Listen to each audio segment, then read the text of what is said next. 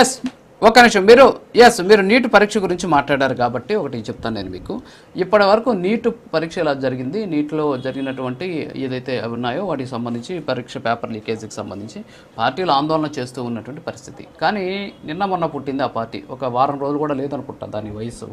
మరి అభిజిత్ దీప్కి ఒకటి రిలీజ్ చేశారు, ఒకసారి అది వినండి, ఒకసారి పీసీఆర్ ఒకసారి అది ప్లే చేయండి.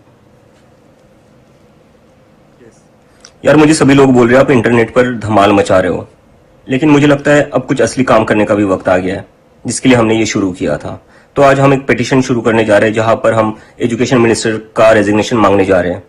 तो आप सभी लोग इसको ज्यादा से ज्यादा नंबर्स में साइन करिए और सपोर्ट कीजिए, क्योंकि अब वक्त आ गया है to make this system accountable. ये सिस्टम की गलती थी जिसकी वजह से 22 लाख से ज्यादा स्टूडेंट्स का फ्यूचर खराब हुआ है. ये सिस्टम की गलती थी जिसकी वजह से नीट के स्टूडेंट्स को सुसाइड करनी पड़ी है. तो हम चाहते हैं कि कुछ भी हो जाए, लेकिन धर्मेंद्र प्रधान को रिजाइन तो करना ही पड़ेगा. तो चलिए साथ में आवाज उठाते और एक प्रेशर बनाते हैं, जिससे उन सभी विद्यार्थियों को, उन सभी स्टूडेंट्स को न्याय मिलेगा जिनके साथ गलत हुआ. How are you cockroaches? यार मुझे सभी लोग बोल रहे हैं आप इंटरनेट पर धमाल मचा रहे हो, लेकिन मुझे लगता है अब कुछ असली काम करने का भी वक्त आ गया है, जिसके लिए हमने ये शुरू किया था. तो आज हम एक पिटीशन शुरू करने जा रहे हैं जहां पर हम एजुकेशन मिनिस्टर का रेजिग्नेशन मांगने जा रहे हैं.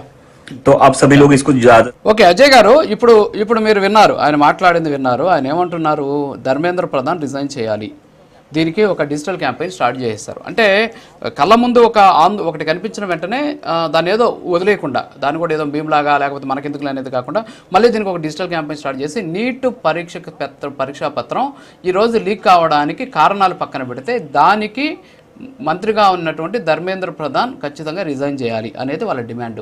సో ఇలాంటి డిమాండ్స్ ఈరోజు దేశంలో వినిపిస్తున్న సందర్భంలో దీన్ని ప్రత్యామ్నాయ రాజకీయ పార్టీగా మనం చూడొచ్చా?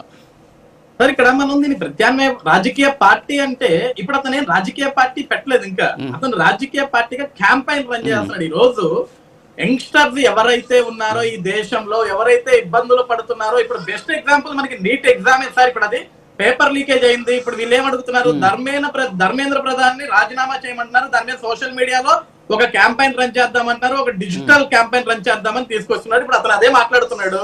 ఈ రోజు నేనేమంటున్నానంటే, ఇది ఈ భారతదేశంలో ప్రతిపక్ష పార్టీలు దీని మీద ప్రశ్నించడంలో ఫెయిల్యూర్ అయ్యాయి.